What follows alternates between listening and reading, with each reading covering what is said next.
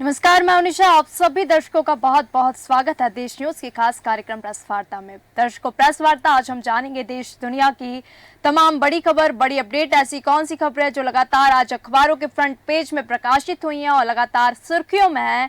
और हमारे साथ जुड़ चुके हैं एडिटर इन चीफ जय श्रीवास्तव जी, हमारे साथ पॉलिटिकल एडिटर प्रवाल जी, हमारे साथ एडिटर सूरज जी, हमारे साथ लखनऊ उत्तर प्रदेश से ज्ञानेश जी, उत्तराखंड से हमारे साथ भूपेंद्र पन्नू जी जुड़ चुके हैं। आप सभी मेहमानों का बहुत बहुत स्वागत है हमारे खास कार्यक्रम प्रेस वार्ता में। तो दर्शकों, आज ये सभी आप तक पहुंचाएंगे आज की तमाम बड़ी खबर, बड़ी अपडेट। और हम सीधे चलेंगे एडिटर इन चीफ जय जी के पास और आज की तमाम अंतर्राष्ट्रीय खबरों में ऐसी कौन सी खबरें हैं जो लगातार आज सुर्खियों में बनी हुई है, हमारे दर्शकों के साथ साझा करें। देखिए, सबसे जो बड़ी खबर है वो ये है, जो जनहित से जुड़ी खबर है कि गांजा में जो इजराइल और फिलिस्तीन के ऊपर जो साथ में जो लड़ाई चल रही है, युद्ध में अनेक लोग अभी तक मारे जा चुके हैं। लेकिन विशेष बात ये है कि लग रहा था कि रमजान महीने है, इसीलिए शायद वहाँ पर सीज़फायर की बात हो और उस पर कोई निर्णय हो, लेकिन उससे कोई नतीजा नहीं निकला है। उल्टा जो वहाँ पर रसद वगैरह पहुँच रही थी, उस पर भी बहुत ज़्यादा कटौती हुई है। जंग से पूर्व 500 ट्रक रोज वहाँ पर रसद का आना जाना था, लेकिन अब जो है लगभग 100 के आसपास वहाँ पर गाड़ियाँ पहुँच रही हैं।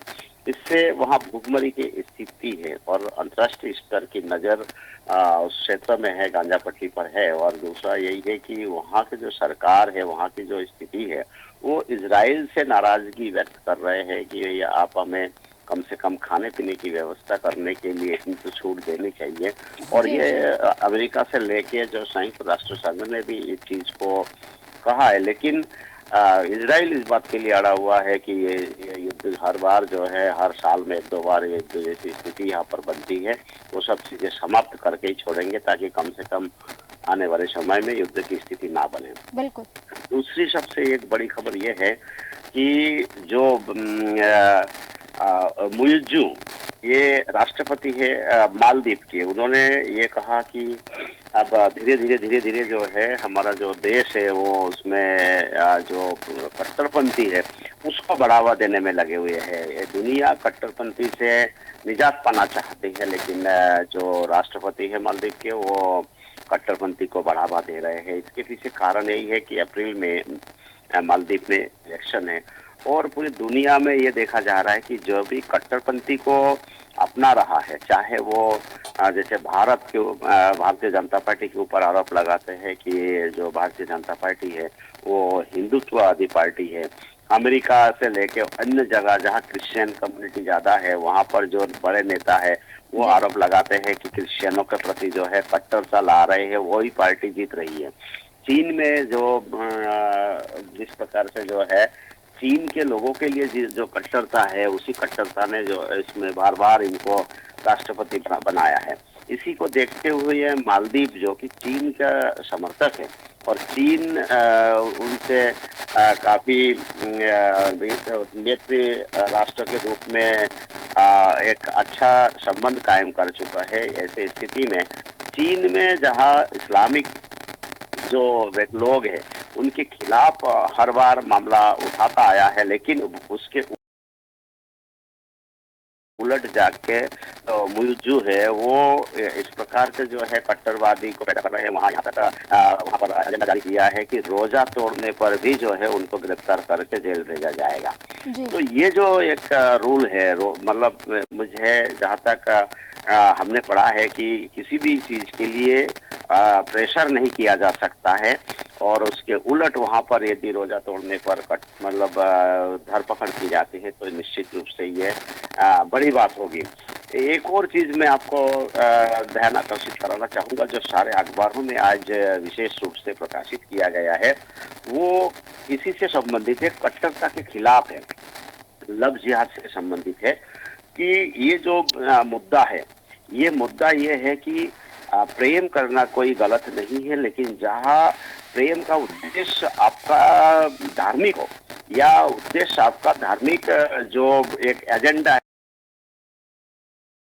है उसको चरितार्थ करने का हो, वहां जाके जो है दुनिया सतर्क होती है, लोग सतर्क होते हैं। ऐसे ही जो खबर है आज केरल से जो है अब खबर आई है कि केरल की सबसे बड़ी जो कैथोलिक संस्था है उसके 500 चर्चों में आज द केरल स्टोरी को दिखाई जाएगी इसमें। और उस फिल्म को दिखा के ये बताया जा रहा है कि जिस देश में जिस धर्म का वहाँ पर धर्म के लोग ज्यादा रहते हैं, उस धर्म में एक विशेष वर्ग जो लोग हैं जो इसको लव जिहाद को अंजाम दे रहे हैं। जैसे भारत हो, चाहे लंदन हो, चाहे अमेरिका हो, ये एक एजेंडा के तहत जो है चलाया जा रहा है, उसी को दर्शाना चाहती है ये कैथोलिक संस्था। इसको मतलब 500 चर्चों में दिखाएगी तो ये एक बड़ी बात होगी। कारण क्या, जिस प्रकार से द केरल स्टोरी जो है जिस समय रिलीज हुई थी उस समय लोग ये लगा रहे थे कि ये केवल हिंदुओं को खुश करने के लिए है और एक विशेष वर्ग को बदनाम करने के लिए है। लेकिन अब जब चर्चों में ये फिल्म दिखाई जाएगी तो कम से कम उस वो जो आरोप है वो आरोप से भारतीय जनता पार्टी या हिंदूवादी जो नेता है उससे बाहर आएंगे और एक सामूहिक जो एक निर्णय लिया जा रहा है धीरे धीरे जो है हर वर्ग के व्यक्ति इस्लाम के जो ये एजेंडा है उसके खिलाफ बिल्कुल खुल के बोलने लगे हैं। तो उससे ऐसा लगता है कि एक समय आएगा कि इस्लाम वर्सेस ऑल होने की स्थिति में हमें अग्रसर होते दिखाई दे रही दुनिया। जी जी बिल्कुल, हम सीधे चलेंगे आचार्य सूरज जी के पास और आज की तमाम राष्ट्रीय स्तर पर ऐसी कौन सी खबरें जो लगातार सुर्खियों में बनी हुई है हमारे दर्शकों के साथ साझा करें। देखिए निशा, इस समय राष्ट्रीय स्तर पर तमाम खबरें जिन्होंने स्थान बनाया हुआ है। सबसे पहली तो है प्रधानमंत्री नरेंद्र मोदी ने कल पीलीभीत में और चेन्नई में रोड शो किया है और 3 दिन के अंदर मध्य प्रदेश में दूसरी बार आए। मध्य प्रदेश की चरण में जिन 6 सीटों पर चुनाव, वहां पर भारतीय जनता पार्टी का फोकस है और उन सीटों पर यहाँ एक बार बताना चाहूंगा कि मध्य प्रदेश में जिस तरह से विरोधी दलों के नेताओं पर भारतीय जनता पार्टी के नेता हावी होते हुए दिख रहे हैं, तो उन्होंने एक बात कह दी है कल, जहाँ एक तरफ मुख्यमंत्री मोहन यादव ये कहते हैं कि नेताओं को महिलाओं के सम्मान करने की आदत नहीं है और महिलाओं को जिला की बच्चे समझते हैं। वहीं नारी शक्ति वंदन अधिनियम पर भी उन्होंने कहा है कि जहां पीलीभीत में प्रधानमंत्री नरेंद्र मोदी ने कहा है कि जो इंडी गठबंधन है, जो इंडी अलायंस है, वो शक्ति को मिटाने की सौगंध खाए बैठा है और मैं डरने वाला नहीं हूं। जो बालाघाट में उन्होंने कहा कि महाकाल का भक्त हूं, कोई मेरा सर तोड़ने आए या कोई मुझे किसी तरह की धमकी दे तो मैं धमकी से डरने वाला नहीं। तो उनका ये जो बयान है यह लगातार ट्रेंड कर रहा है क्योंकि चुनाव में जिस तरह से वो आक्रामक दिख रहे हैं उसको लेकर के लगातार ये चीजें बनी हुई हैं। बिल्कुल, प्रधानमंत्री नरेंद्र मोदी निरंतर चुनाव प्रचार के दौरान कर रहे हैं उनकी रैलियां और आज भी तमिलनाडु में और रामटेक में, महाराष्ट्र के रामटेक में दो जगह सभाएं और रैली में महाराष्ट्र 5 लोकसभा सीटों के लिए पहले चरण में मतदान होना है। सिंधुदुर्ग के और चंद्रपुर के कांग्रेस के सांसद से बाकी 3 सीटों पर मौजूदा भारतीय जनता पार्टी के ही सांसद हैं। तो मैं इसलिए यहाँ विशेषण में ये चीज सामने आई कि भारतीय जनता पार्टी में जहां इस बार यदि पूर्व में सांसद रहे हैं भारतीय जनता पार्टी के, कोई पहले रहे हैं, कोई चेहरा रहा और इस बार चेहरा बदला है, तो प्रधानमंत्री नरेंद्र मोदी का फोकस उन सीटों पर है जहां नए प्रत्याशी हैं। दूसरी तरफ उन सीटों पर भी प्रधानमंत्री नरेंद्र मोदी फोकस कर रहे हैं जहां पर 2019 के चुनाव में भारतीय जनता पार्टी के प्रत्याशी को जीत नहीं मिल पाई थी, तो उन सीटों पर ज्यादा फोकस किया जा रहा है, वहीं पर मोदी के सवाल हैं। दूसरी एक खबर मैं बताना चाहूंगा चुनाव से जुड़ी है पर वैश्विक स्तर पर है, क्योंकि यहाँ इस पर ध्यान देना इसलिए जरूरी हो जाता है निशा क्योंकि ये खबर भारतीय बाजार से जुड़ी हुई है और क्योंकि भारतीय बाजार को चुनाव कैसे प्रभावित करते हैं इसका ये उदाहरण है और ये एक सर्वे है इस तरह का। क्योंकि यहाँ देखा गया है कि भारत में जब जब चुनाव होते हैं, खासतौर से देश के आम चुनाव जब होते हैं, लोकसभा चुनाव होते हैं, तो उससे ठीक पहले विदेशी निवेश भारत में बढ़ जाता है और चुनाव के जब परिणाम आते हैं तो चुनाव के परिणाम भी इस निवेश को प्रभावित करते हैं।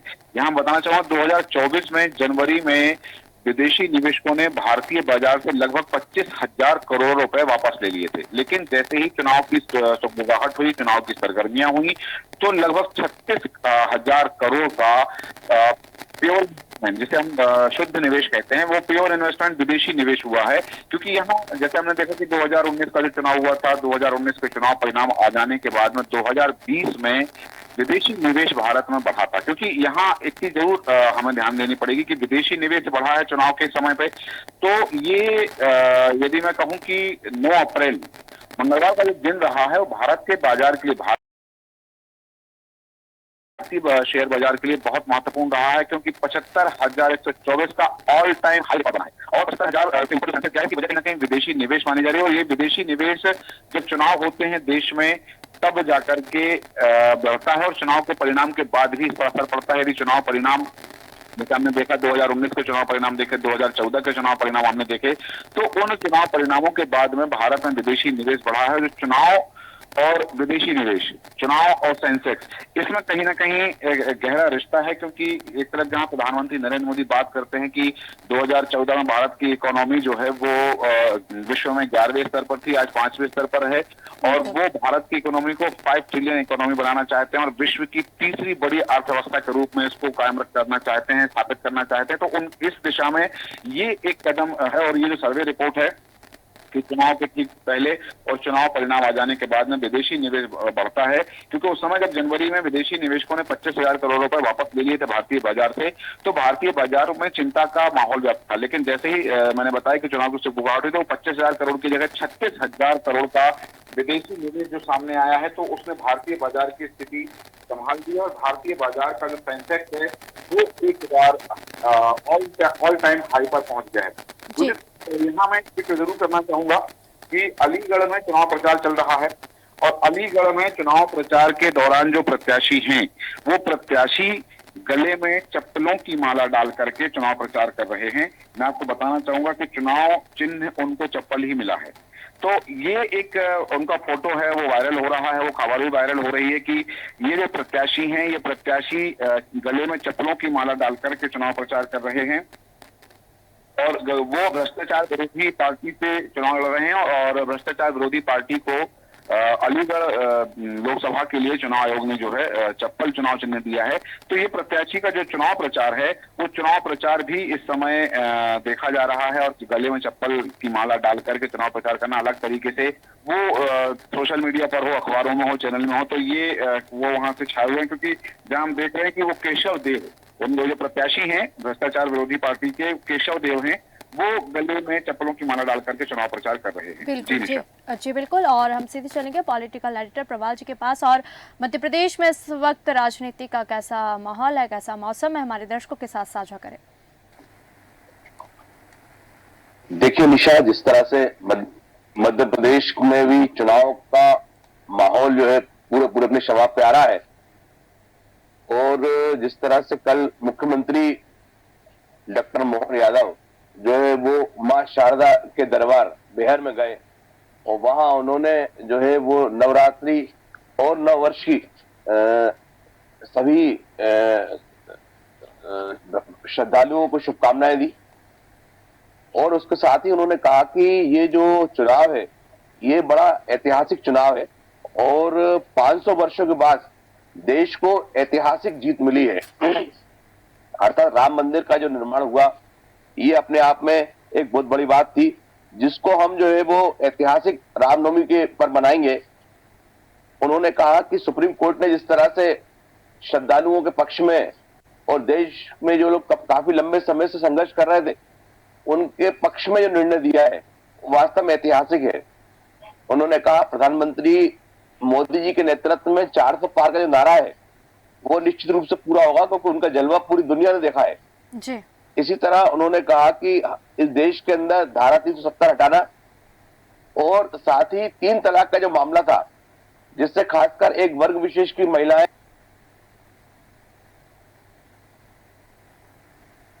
जी प्रवाल जी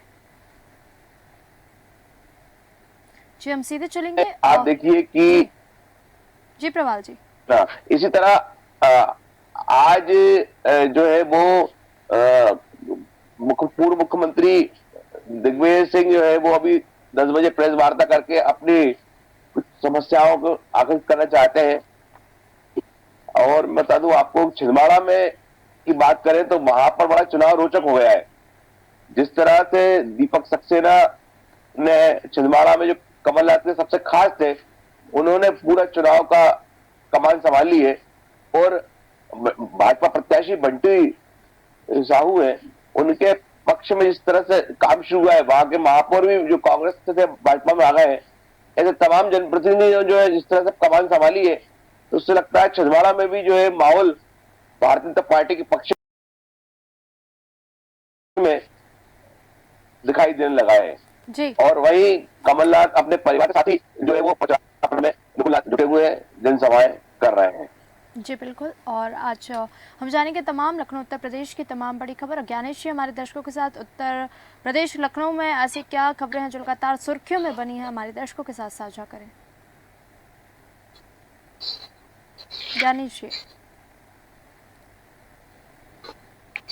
जी आपको मेरी आवाज आ रही है? हम उत्तराखंड की तमाम अपडेट जानेंगे कि आज उत्तराखंड में क्या सुर्खियों में है और क्या आज अखबारों के फ्रंट पेज में प्रकाशित हुआ है। भूपेंद्र जी हमारे दर्शकों के साथ साझा करें। बिल्कुल निशा, मैं आपको बता दूं कि जैसे कल नवरात्रि का पहला दिन था तो श्रद्धालुओं की जो भीड़ थी वो लगातार मंदिरों में बड़ी देखने को मिली। वहीं आपको बता दूं कि जो हरिद्वार था आरती पौड़ी, वहाँ पे जो है श्रद्धालुओं जो है श्रद्धा की डुबकी लगाई। वही जो कपाट है नाम की जो कपाट है वो 10 मई को खुलने निकले हैं। और आपको बता दूं कि लोकसभा चुनाव को देखते हुए जो जी भूपेंद्र जी अभी दिक्कत रहा है, वही कल ईद है तो ईद को देखते हुए भी सुरक्षा बढ़ाई गई है ताकि कोई भी घटना ना घट सके। वही आपको बता दूं कि कल जो है मौसम में काफी तब्दीली आई, लेकिन आज जो है बरकरार है। कल काफी तेज हवाएं आंधी चली जिससे कि जो काश्तकार है उनकी गेहूं को काफी नुकसान भी हुआ। तो कहीं ना कहीं सरकार को जो है जो काश्तकार है उनकी तरफ भी ध्यान देना चाहिए कि जो उनका नुकसान है उसकी भरपाई भी कर सके। वहीं आपको बता दूं निशा के जैसे चुनावी माहौल है, चुनावी माहौल में जो है सरगर्मियां दिन प्रतिदिन बढ़ती जा रही है। जो प्रतिनिधि खड़े हैं, जो प्रत्याशी खड़े हैं, उनके हक में वोट मांगने के लिए कल बीके सिंह जो है केंद्रीय मंत्री है वो भी रुड़की पहुंचे और उन्होंने जो है भाजपा के पक्ष में जो वोट डाले था। तो कहीं ना कहीं कांग्रेस और भाजपा एडी चोटी का जो लगाया, क्योंकि कांग्रेस को यहाँ पे जो सपा ने समर्थन दे दिया और जितने भी सपा का जो प्रत्याशी थे वो कांग्रेस के साथ मिलकर कंधा मिलाकर जो है कहीं ना कहीं बीजेपी को पछाड़ने में लगे हैं। जी निशा। जी बिल्कुल। और फिर से हम चलेंगे ज्ञानेश जी के पास। उत्तर प्रदेश की आज तमाम बड़ी खबर जो उत्तर प्रदेश में लगातार सुर्खियों में है, उत्तर प्रदेश में राजनीति माहौल कैसा है, हमारे दर्शकों के साथ साझा करें। ज्ञानेश जी।